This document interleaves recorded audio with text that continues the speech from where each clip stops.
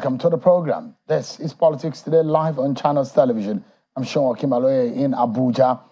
Tonight, we have quite a very interesting lineup of discussion for you. First and foremost, we'll begin in Bayelsa State and we'll be speaking with the winner of the election, the incumbent governor, who has now gotten a re-election. Governor Diri will be speaking with us. He says he has a government of prosperity. Now, he's gotten a second term. We'll be listening to him and telling the people of Bayelsa State what his second term agenda and plans are. So we'll be speaking with him exclusively tonight on the program.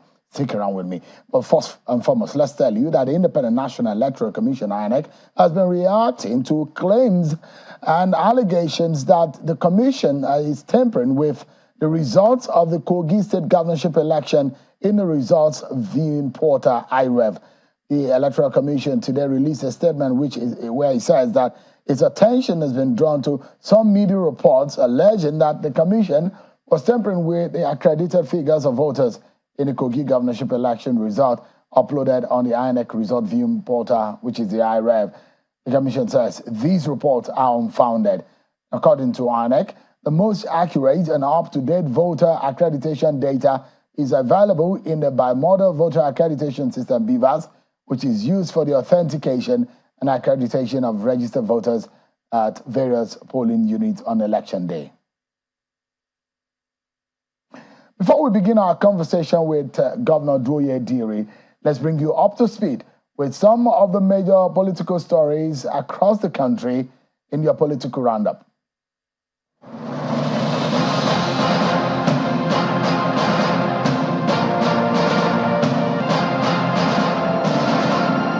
President Bola Tinubu has advanced negotiations in a multi-billion-dollar infrastructure finance facility from the Islamic Development Bank to fund a multi-sectoral portfolio of infrastructure projects at the federal and sub-national levels in Nigeria. This was part of the outcome of an investment discussion held between President Tinubu and the Vice President, Country Programs of the Islamic Development Bank, Dr. Mansour Mukhtar, in Mecca, Saudi Arabia. President Bola Tinubu wants the National Judicial Institute to consider the appointment of private legal practitioners to the Court of Appeal as a way of strengthening the rule of law in the country. Speaking through the Minister of Justice, Lateef Fagbemi, at the opening of the 2023 All-Nigerian Justice Conference at the National Judicial Institute in Abuja, the President also promised to review the welfare of judicial officers. The House of Representatives is to investigate circumstances surrounding visa cancellation of 264 Nigerians to Saudi Arabia. This follows a motion by Honorable Kama Nke Kama drawing attention to the need to save the nation the embarrassment.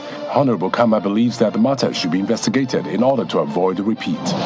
The candidate of the African Democratic Congress in the November 11, 2023 governorship election in Kogi State, Mr. Leke Abejide, says he is not prepared to challenge the outcome of the election in court, but calls on President Tinubu to revamp the Independent National Electoral Commission in order to ensure the delivery of free, fair, and credible elections. He spoke at the news conference in Lokoja, the Kogi State capital. Mr. Abejide claims that despite the introduction of technology, INEC deliberately falsified results even in its stronghold in order to guarantee the victory of the All Progressives Congress. The Inspector General of Police, Kayode Egbetokun, is commending all police officers and operatives of other security agencies for providing adequate support for the Nigerian police force in ensuring security for the conduct of elections in Bayelsa, Imo, and Kogi State. Mr. Egbetokun notes that the commitment and due diligence displayed by all security operatives involved in policing the electoral process is highly productive and commendable.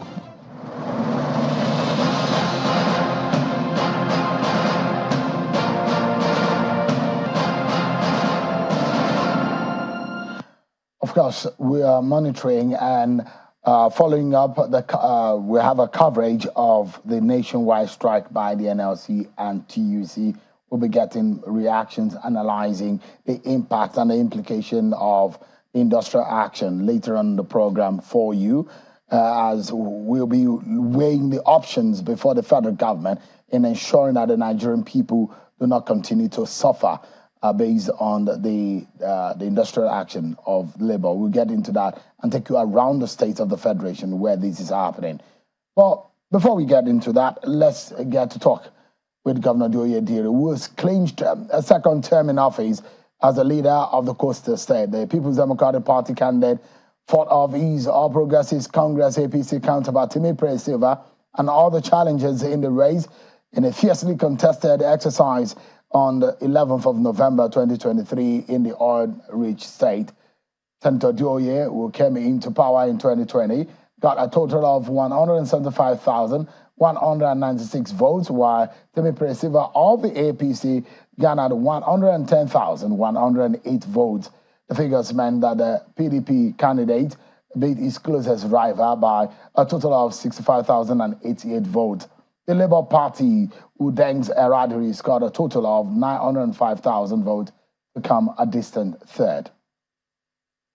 I'm now being joined by the Executive Governor of Bayelsa State and the winner in the Saturday governorship election in Bayelsa State, the PDP platform, Senator Governor Diri. Thank you so much, Your Excellency, and I guess congratulations is in order for your victory.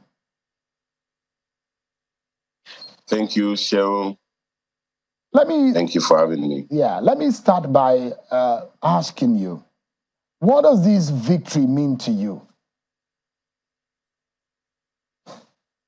This victory means motivation for more work, motivation to serve the people of Bayelsa State. And this victory means freedom for the people of Bayelsa State. What is one thing that propelled you to think that you wanted to run for a second term in office, considering, of course, how you came into office and those who did not give you a chance in the first place, and those who thought that a second term might be a nightmare or a difficult road to travel on? Well, I wanted to prove those naysayers and critics wrong, that the governor was a Supreme Court-made governor in the first instance, and that the governor was a political fight, and that beyond the Supreme in Bayelsa State. And these elections, very wrong, that the governor understands the political terrain of Bayelsa, accepted by Bayelsans, supported by Bayelsans, and throughout our campaigns, it became a movement in Bayelsa State. And of course, secondly, we have started new programs, completed old programs and projects that were initiated by our predecessors back to the days of even Temi Peresiva, who couldn't even complete a unity bridge that was linking two communities in his own Nimbe local government area. So we completed most of those programs and initiated new ones, and we believe that the only way to also ensure our projects were completed is to continue with a second tenure. And more importantly, Sheung, is the peace, the security that Bayelsans have witnessed since we came into office. Interesting. Let's get into an assessment of the exercise itself. How do you see the conduct of the election from your own point of view? And I was one of those who were making light, although, of the circumstance and the situation in Bayelsa State. Myself, someone who had covered elections severally in Bayelsa State, I know just how difficult the terrain might be, technically speaking, to traverse, and some of those local governments that could be as far as 2 hours on water to travel from here, the shores of Nayanagua. Well, give us an understanding of what you make of the conduct of that election. Well, the conduct of the elections sincerely could be adjudged to be free, fair, and transparent. But it's a human effort, so it could not be a perfect one. There are challenges, as you rightly mentioned. You know, the terrain of our states is totally different from others. A lot of people were drawing comparisons between Bayelsa, Kogi, and Imo. Thank God that you understand, and all those who have been to Bayelsa, our terrain is different from Kogi and and Imo. And in terms of results, even streaming in, it is that difficult for you to move from, for instance, Yenagoa to the interior close to the Atlantic Ocean in terms of Southern Ijaw local government area, in terms of Ikeremo local government area, and even in Brass local government area. So when there was that hue and cry about delay in releasing results, those of us from the state, we understand that it was not that easy for elections to be conducted and results will stream in the way they could have, like in Imo or in Kogi. But that apart, we also had challenges. We are aware of the boat mishap, and so elections has to be conducted the following day. We had challenges of the APC kidnapping electoral officials and all of that. So a few of those challenges that had led to the delay. And I think a lot of people became very curious and suspicious about the releasing of the results and final declaration of results. But be that as it may, I believe that the electoral umpire, has done so well with all of these challenges. And I want to believe that this is one of the best elections that they have ever conducted, where the beavers have been brought into full test. And we have seen areas where beavers were bypassed and everybody was scored 0. So, for instance, the issue of Nembe Basambri, where fake results were brought in, the beavers not used, and they were very clear on that. At any area that the beavers was bypassed, it is 0. So I believe that INEC has done so well in terms of even materials movement to the rural areas.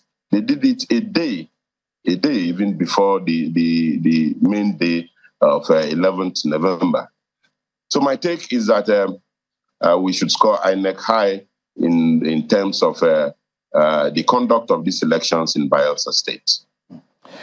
So there are those who will say, the reason why Governor Diri will score INEC high is because he's a beneficiary of the good side of the election. There are those who ran in the race who did not win, who thought that there were manipulations in the exercise. Would you say that the election was, there are no reason for improvement because that election is just okay? In Kogi State, for example, in Imo State, there are those who had fought and said, look, there were manipulation of the process and there were manipulation of the results, pre-filling of the. Are there no such instance or incidents in Bayelsa State based on what your agents and what your allies and aides are telling you? Well, Shehu, I cannot sit here to talk about Kogi or Imo, but I can talk about my state, the state of Bayelsa. Rather than accusing the electoral umpire, I think that the politicians in Bayelsa should be accused. For instance, I just gave you an example of Nembe Basambri and the history of what happened there, even the pre-election, is a place where people were chased out. My party supporters were chased out of Nembe Basambri, including my Honorable Commissioner for Justice and Attorney General, who is a senior advocate of Nigeria, an SAN. And we tried to bring those people back to Nembe Basambri about a day to the election, over 500 of them. And they were denied entrance to Nembe Basambri. And the intention was to ensure that no other party goes in there, which they succeeded on the day of election. And that led to their bypass of the beavers to see how they can bring in voodoo votes from that part of the state. And so for me, it is the politicians, the candidates, and that is where the APC candidate held sway. And at the end of the day, everywhere you have proper elections, you will see the votes that are trickling in are in their very few numbers. But in Nembe Basambri, where Beavers was bypassed and there was no election, you now saw voodoo figures of 40,000 votes. And the same thing applied to Okpoma in Brass local government area, where the candidate of the APC comes from. And the issues of violence, the issues of killing. Shehu, you will remember that the deputy governorship candidate of the APC, whilst he was still campaigning, went to Tuam Brass and advised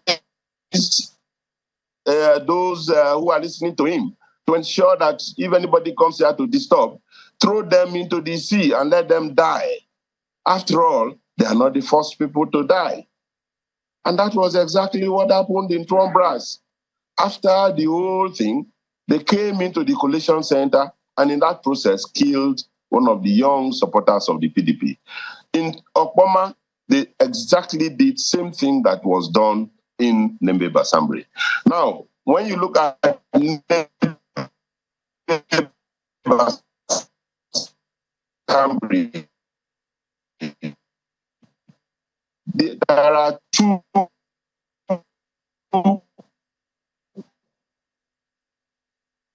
communities there. One is Nembe Obolomabri, where the king is different. Proper elections took place. Check out those Obolomabri and Nembe Basambri linked up by years. And so, Shehu, the issue here is not much with the Electoral Commission, the umpire. The issue is with the character and the integrity of the kind of people I saw as my opponents in this election. Let me ask you, as a governor of Bayelsa State, even before I covered the election in Bayelsa State, I've heard places like Nembe, Basambri, I've heard Southern Ijo, I've heard Kolokuma, and you know, what I heard about them were issues of violence. And that those who hear Bayelsa have never been there, and the issues of violence are the things that I heard about Bayelsa when it comes to election. Sometimes Bayelsa election is synonymous to violence. How do you help the state, for example, because now you have gotten the mandate to become the governor yet again for another 4 years.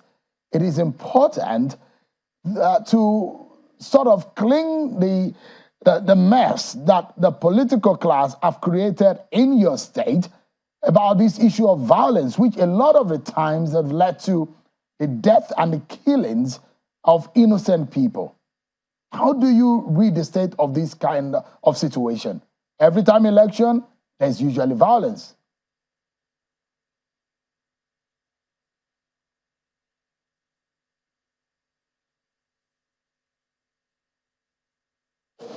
Governor Diri, can you hear me? Yeah, I can hear you, though you break occasionally.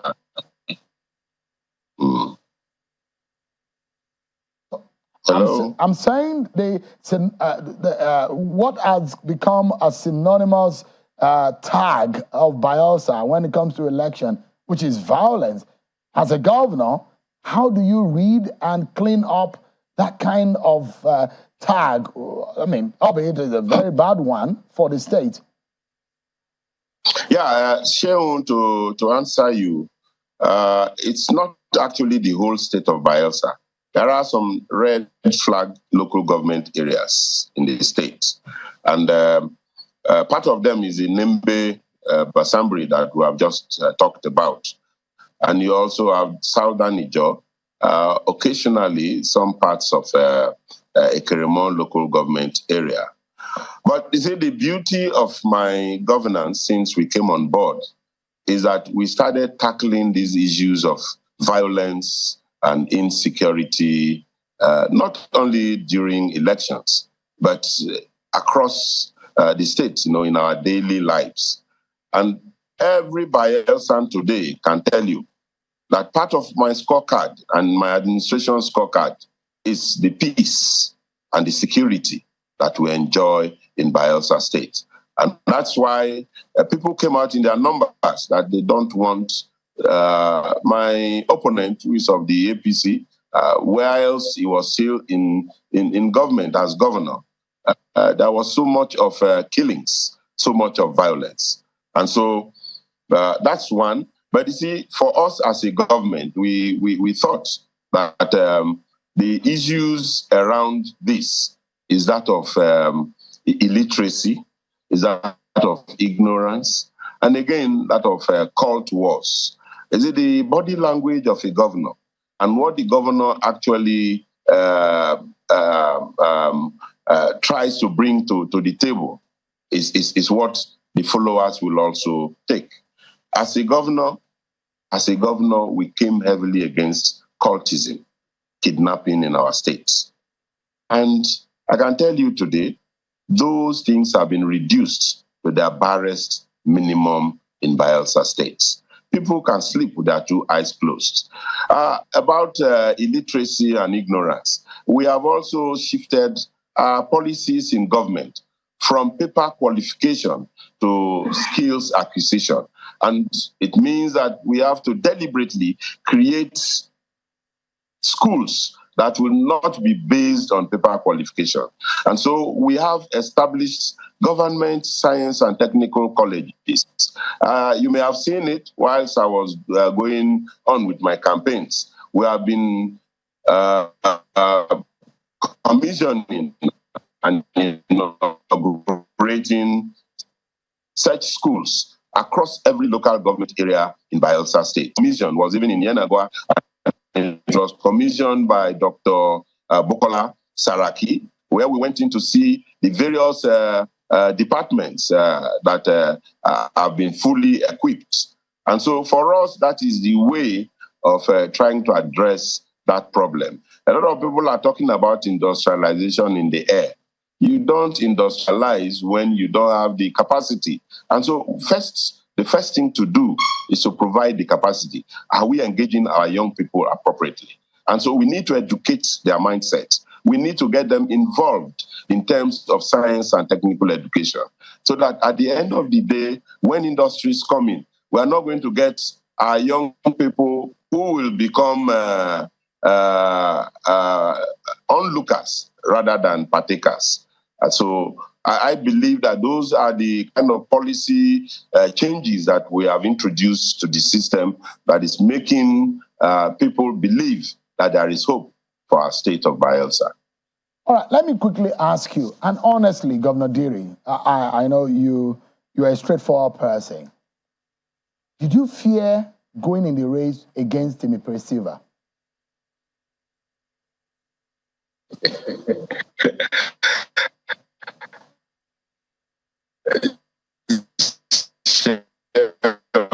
I know you know for long you have been trying to catch me into this program and my campaigns and focus on how, yeah. So, I mean, the issue of fear, I don't know where that is coming from. That must be coming from the devil's workshop. Having done so much in terms of infrastructure, in terms of human capital development in that state, comparing my 3 years plus governance to that of Timipre Silva's 5 years governance, the difference is so clear that on the streets of Yenagoa and in the villages, everybody talks about it. So at what point will I, a sitting governor who has performed far ahead of Timipre Silva, now be afraid of Timipre Silva? And when all the odds are in my favor, and I'm sure that was actually one talk that was coming from Timipre Silva himself and his cohorts. So there was nothing like fear. Timipre Silva, as you know, is being in this office before you. So he's an experienced politician in all ramifications. And you also, this is not your first time of running for an election. So you are an experienced politician also. When experience meets experience on the field, even when you ask Usain Bolt, when he was still running, he would tell you that sometimes when he meets his American counterpart, there is that element of fear. Sometimes you might just think that, well, this guy from the APC, my cousin Upset. You say you never had that kind of feeling or that kind of fear whatsoever. Now, Sheon, you have to define experience. Somebody could have been on a job for as long as 30 years or 35 as our service rules will permit. And the whole of the experience he has is a negative experience. He had not contributed so much towards productivity.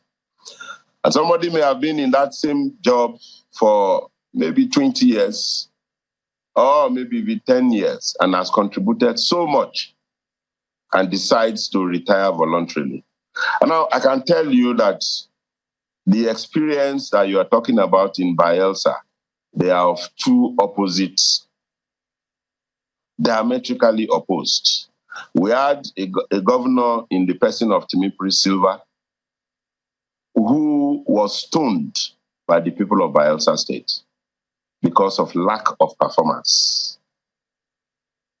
Now, you had a governor in myself who has been on the saddle for 3 years and still counting. And in my campaigns, as you could testify, you had more like a movement rather than a campaign. Well, everywhere we go to, in the rural communities, we are inaugurating and commissioning projects. Initially, the talk was, let them go and commission projects. We were commissioning projects upon projects. We brought in former President Obasanjo to commission major projects. We brought in few others to commission major projects. And so it is not all about how many years that you are in the saddle, how your productivity, how did you add value to the state in terms of peace, security, in terms of infrastructural development, in terms of capital development. And if you compare these two regimes, well, the answer is there for everybody to see. Well, I mean, I was asking the question about fear because your political opponent were of the view that when they saw your picture with President Bola Tinubu on the day the Supreme Court gave judgment, the interpretation of your political opponent was that you ran for cover ahead of the election. Would you like to explain your reason? Those who think that as a governor from the PDP, amongst your counterparts in the APC, and someone who's going into an election in few days, there's only one reason that you went there, for political reason, and perhaps you are seeking cover. Is that the case? So far from that. I think that it is actually the opposite. My opponent was actually afraid that I was in the presidency.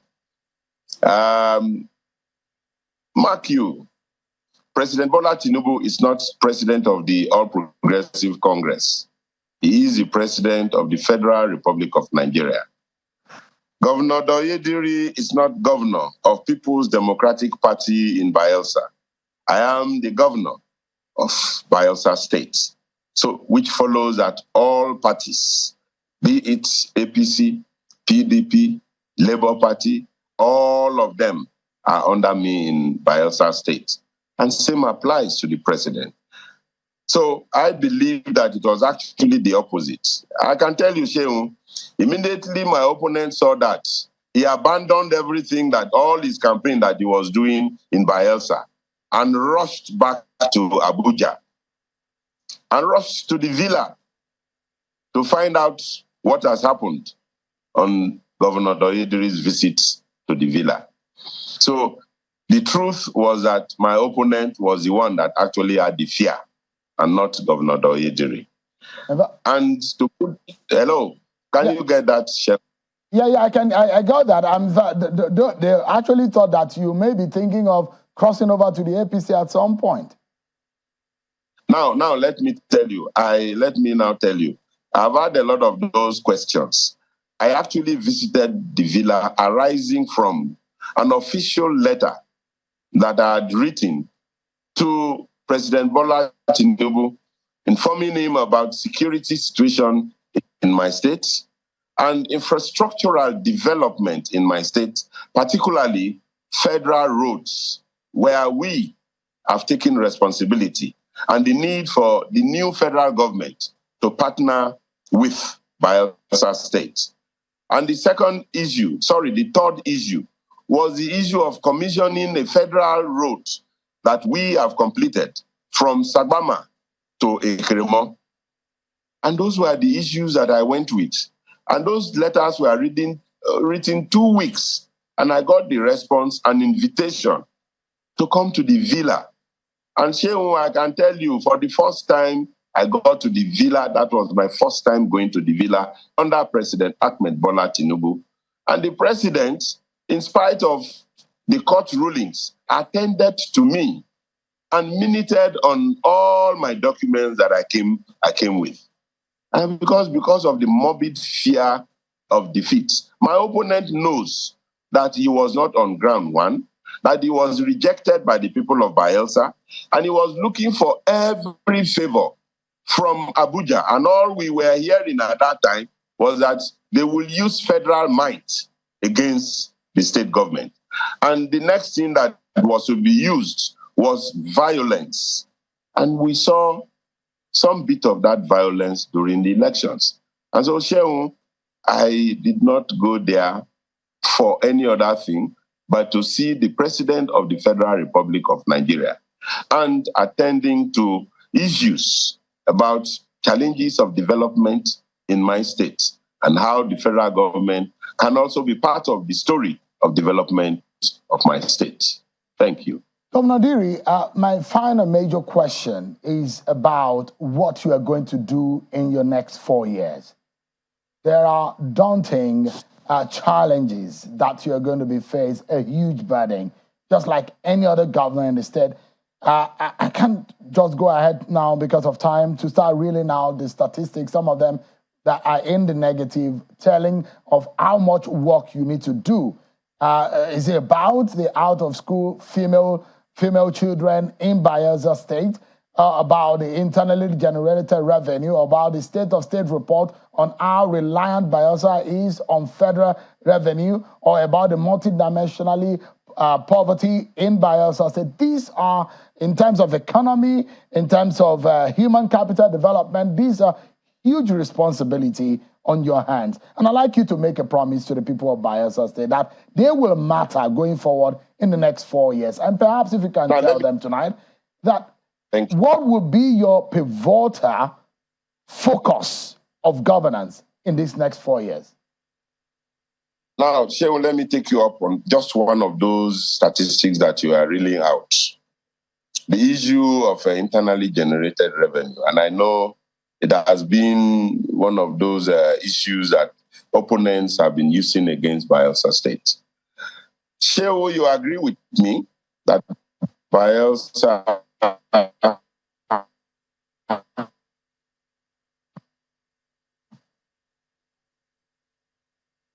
is one of those states in the Niger Delta. I hope your opponents are not behind the network glitch. But please go ahead. Not at this time. Not a good time for the network glitch. But go ahead. I think it's clear now. Okay, so you have a state that produces so much and gets so little. And now what we produce has been taken away from us. And then people are talking about internally generated revenue. Please, I beg of you and the federal government that we should be allowed to have our oil and gas under our arms so that we will pay to the federal government. And whether you will still come with this story of Bayelsa not our internally generated revenue, our resources have been misappropriated, have been taken away from us. Well, be that as it may, we also have our plans. We are not looking at oil and gas alone now. Yes, we cannot stop looking at oil and gas because it is on our land, and we'll continue to cry. We will continue to tell the revenues have been used in the Federal Republic of Nigeria against the states that produce oil and gas. But we will also look away from oil and gas to see other areas of economic endowment and what we can do to also add to our internally generated revenue. For instance, we are going to look more into tourism because we have a lot of tourist potentials. And I believe that if we create the right environment, which we have done for this past 4 years, and sustain the peace in the state, it will attract some investors into our state, because no state will want to come into no investor will want to come into a state where we are always ranked as a state of violence and a state where your investments cannot be secured. And so we are going to look into different areas of economic activity. In fact, part of what is our program was that we were to hold an economic summit. And that economic summit will throw up a lot for us in the next 4 years. Thank you so much indeed, Governor Diri. But I just have 10 seconds with you, and I'd like to ask you, would you be extending a hand of friendship and to your opponent, major opponent, Timmy Silva? I will extend my hands of friendship to all those who contested with me. Mark you, my maxim is that where they bring darkness, we give them and show them light. Where they bring hatred, we give them and show them love. That has been my maxim from day one. But when I took specifically, will you be reaching out to Timmy Silva? Now, I will also not reach out to murderers. I will not reach out to very violent people. But I'm talking about Timmy Silva, Governor Diri. There must be a mindset. There must be a mindset to move away from the violence and the murdering attitude of Timmy Silva and those who are around him. Those are heavy allegations, Governor Diri. No. They are not heavy. They are proven, Shehu. I just told you about the killings in Brass. And preceding the elections, there were killings. But he has not been convicted of such crimes. So it might be unfair to level such allegations if the courts have not convicted him. I am the governor of the state, and every word that comes out of me, I can defend them. Every word that comes out of me. There is a Kojo Sam who has been alleged to kill 3 persons and who is working freely in Nembe Basambri. Who is he working for? He works for Timmy Silva. As a state government, I directed my commissioner of police to declare that character and others who have been alleged to have killed wanted. He is being protected by Timmy Silva. Well, Governor Diri, I wish you and your states the very much peace that your people need, and the millions of the residents and citizens of that state. And I wish you the very best in your new term. It's good to talk to you. Thank you so much indeed for your time tonight. Thank you, Shehu, and I wish you the best too. Thank you so much. We take a break, everyone. But when we come back, we'll be analyzing the nationwide strike of the Nigerian labor, NLC, TUC, the impact on the Nigerian economy and the Nigerian state. What are the options before the Nigerian government? We'll be analyzing this. And a former presidential spokesperson will be joining me next. Join us again, everyone.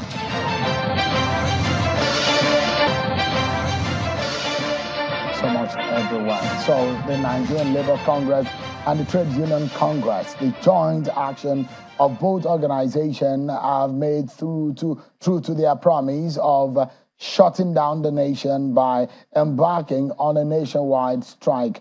The industrial action comes after the treatment of the NLC president in Owerri, the Imo State capital, and the labor unions are asking the federal government to take decisive action, asking for making series of demands until their members took to different parts of Nigeria today to implement the order of the leadership of both organizations. Meanwhile, the governor of Imo State, Hope Uzodinma, has been reacting to the nationwide strike, which perhaps will be something that the NLC had blamed the governor for instigating. And the governor says that that action is politically motivated. Take a listen to Governor Opuzodema. The government of Imo State regrets any assault meted on the president of Nigerian Labour Congress, but at the same time condemn in its entirety the attempt by the president of Nigerian Labour Congress to take the leadership of Imo State for granted. He is one of us. He is from this state, elected as president of Nigerian Labour Congress. It should be an advantage to Imo State. I think I deserve that I should be informed, even by him, that he has been elected.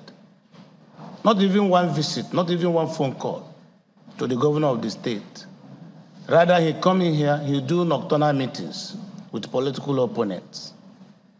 That is not acceptable, and government must not be cowed by any non-state actor.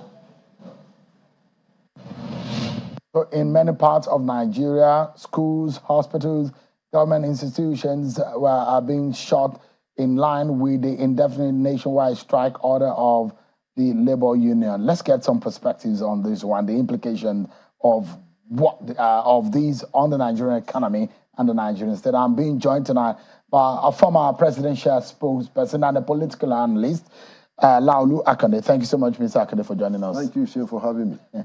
Are you surprised by what you see today, that there is a huge compliance by by workers and members of the labor union to that order that they should commence indefinite nationwide strike? Yeah, I'm not surprised, but I'm concerned that this is what we have to deal with at a time when there is tremendous suffering on the part of Nigerians, at a time when even the federal government itself is dealing with a fiscal crisis, among several other problems. There are more important issues that we ought to be dealing with today at a time like this, not having to contend with the strike, which is essentially a distraction. But it's important.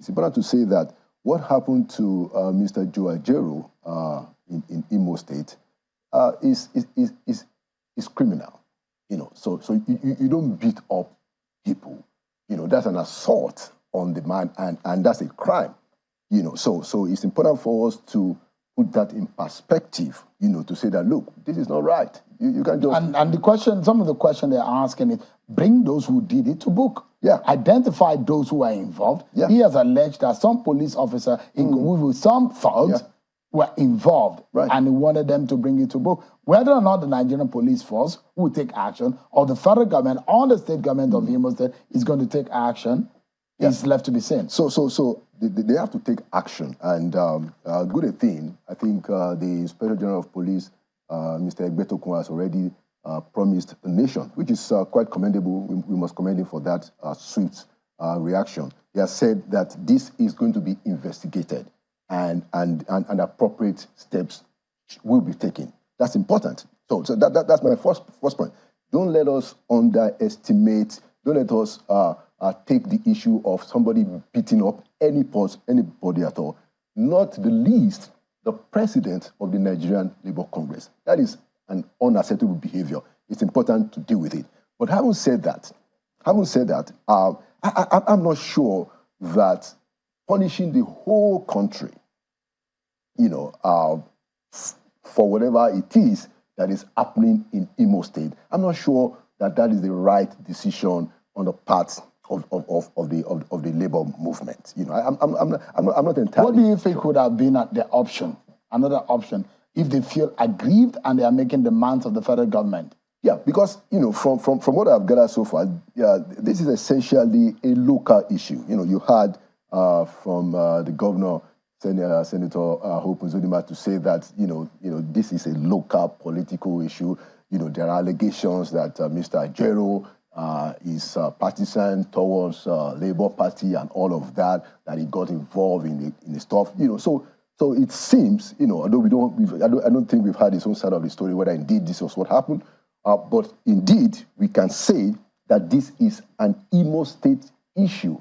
So it will be more appropriate to deal with this issue in Imo State, not to now make it a national issue. I think it's a bit of a stretch. So when this became a national issue, and there are those who have come out to even say, okay, yeah, the federal government needs to move quickly, not at the point where the nation's economy is on its knees, and there is no opportunity for any kind of lag or any kind of give way to any kind of opportunity for the economy to regress.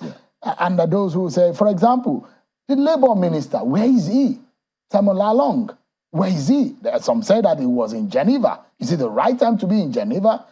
There are those who have criticized to say he's nowhere to be found. He's not rising up to the occasion. At this time, there is a sense of seriousness in the manner in which the federal government is tackling, or does the federal government really feel the pains of the Nigerian people?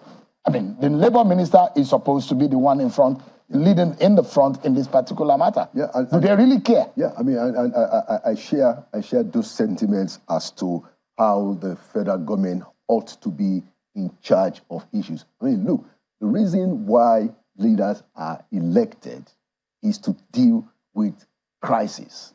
That's a big deal in terms of the responsibility of elected political leaders. And so anytime there is a national crisis, all hands ought to be on the deck. Because, Mr. Akande, for example, if a labor minister, who we understand went to Geneva, you heard that labor is threatening to shut down your country, you are supposed to be the intermediary of government and the labor, but you are nowhere to be found. Well, let's hope that Mr. Simon Lalong is making his way back. We understand that he just arrived today when it's almost late in the day. And the labor has gone on strike. They will start. We will just be restarting the economy after today, when some electricity companies are being shut. They're not government offices shut. State government workers are not going to work. The question is the kind of attitude to national issue. That's the question I'm asking you. Whether or not Mr. Lalong is rising up to the occasion.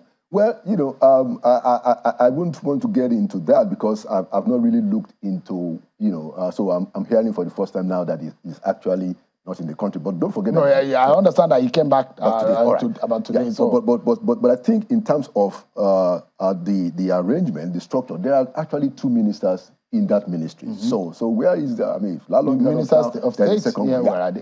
So it's important. Who is speaking for the federal government? Who is talking to Nigerians? Who is dealing with this? Because of course we had 1 week notice, from the labor movement. And I think everything comes down. Look, Mr. President just said it that the buck stops at his table. So it's important for us to address Mr. President and say, look, Mr. President, fix this. We don't need this distraction. The nation has more important problems to deal with. We have a struggling economy. People are suffering. The last thing that people want to have to deal with is a national strike. We don't need this strike. And I believe that it can be sorted out as quickly as possible. I don't see a very big problem here. Mr. Akande, there are those who believe that this is largely political. That there are possibilities. The percentage of political angle to it is huge. And this could, in fact, be behind closed door. People could sit down. This is about ego. This is about some issues that could be trashed out without the nation, the whole country, the over 200 million Nigerian people having to suffer. Do you know if the street of Lagos, on several streets, trains are shut, buses, those who are down to... I mean, things are just on a standstill. Does it make sense? A lot of inconveniences all over the place, to put it very, very mildly. And you did say that, there are insinuations, or buzzes around the fact that this might be political. That's the reason why we have leaders. Our leaders are political leaders, elected political leaders, to solve political problems. So, just like you said, where are the labor ministers? Are they not supposed to be talking to the country right now? Are they not supposed should they even have allowed the strike to start in the first place? It would have been better for the strike not to have taken place. But we have to balance it. Like I said, the labor does have a responsibility. Now, is it entirely right to bring the entire nation on the knees, on our knees because of a local issue? Wouldn't it have been better to localize this thing in Imo? You know, that's for labor. But for government, starting from the president all the way down, this is something that can be sorted out with a simple phone call. A phone call from the villa to the labor leaders, we get them running to the villa. Look, this is not the first time that governments have to deal with the labor. And this is the kind of action that we need. We don't need any further delay. We need the president to get on the ball and sort this thing out. And he can sort it out very, very quickly. This is the way, and I imagine those who are saying that when President Tinubu says, if you don't perform, you go.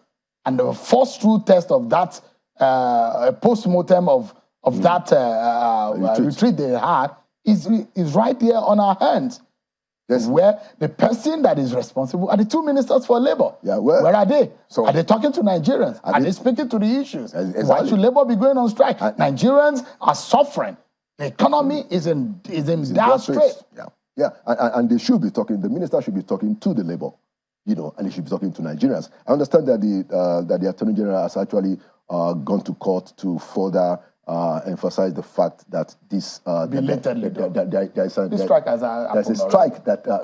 an injunction against the strike. You know, I've not checked what the law is, but I think yes, you have an Attorney General who is on top of the issue from his own side, and we wish that we also have the labor ministers also on the ball. But more importantly, is the president. It's the buck, as he has told us several times, the buck stops at the desk of the president. Mr. President, please fix this. Lalu Akande, thank you so much indeed, because it's a chain. And if the president is doing his bit, other ministers are doing their bit, why is the labor ministry not doing? Why are they keeping mute and why are they not acting? Yeah. This should not have happened in the first place. It shouldn't have happened. Nigerians are suffering. I hope people realize that. Absolutely. And this is compounding the problem of this country. And we hope that... And we're losing millions by the minute when this strike goes on. Yeah. And I hope that this will be solved very quickly. I hope so too. Thank you so much, Lalu, for joining us tonight. But that's our show for tonight, everyone. Many thanks for watching. I'm sure, I'll see you tomorrow again.